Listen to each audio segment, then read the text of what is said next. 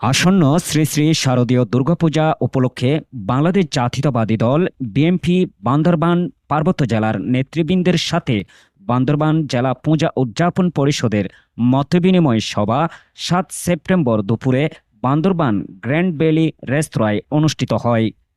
বান্দরবান জেলা পূজা উদযাপন পরিষদ এর আয়োজিত মতবিনিময় সভায় প্রধান অতিথি হিসাবে উপস্থিত ছিলেন বিএনপির জাতীয় নির্বাহী কমিটির সাংগঠনিক সম্পাদক মাহবুবুর রহমান শামীম।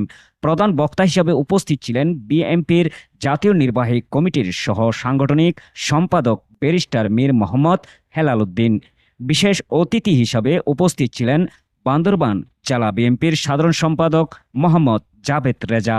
বিশেষ অতিথি হিসাবে আর উপস্থিত ছিলেন বান্দরবান কেন্দ্রীয় দুর্গা মন্দির আহ্বায়ক শ্রী নিখিল কান্তি দাস। অনুষ্ঠানে সভাপতিত্ব করেন বান্দরবান পূজা উদযাপন পরিষদের সভাপতি শ্রী রাজেশ্বর দাস বিপ্লব ও সঞ্চালনা করেন সাধারণ সম্পাদক শ্রী প্রতাপ বিশ্বাস, ধর্মালম্বীর প্রবীণ নেতা অর্পণ কান্তি দাস, দিলীপ চক্রবর্তী, দদুল চক্রবর্তী, সুমন দাস। এছাড়াও উপস্থিত ছিলেন বিএনপির সহ অঙ্গ ও সহযোগী সংগঠনের নেতাকর্মী এবং সনাতন ধর্মাবলম্বী শতাধিক নারী পুরুষ।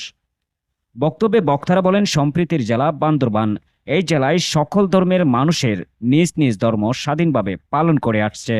এই জেলায় ইতিপূর্বে সাম্প্রদায়িক দাঙ্গা সংগঠিত হয়নি, ভবিষ্যতে হওয়ার সম্ভাবনা নেই বললেই চলে।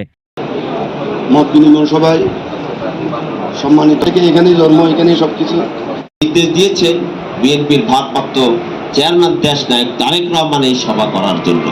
ইতিমধ্যে আমাদের এই যে বক্তব্য বলেছেন, এই যে বিপ্লব পার্থ বলেছেন, তমাল বলেছেন যে ইতিমধ্যে যে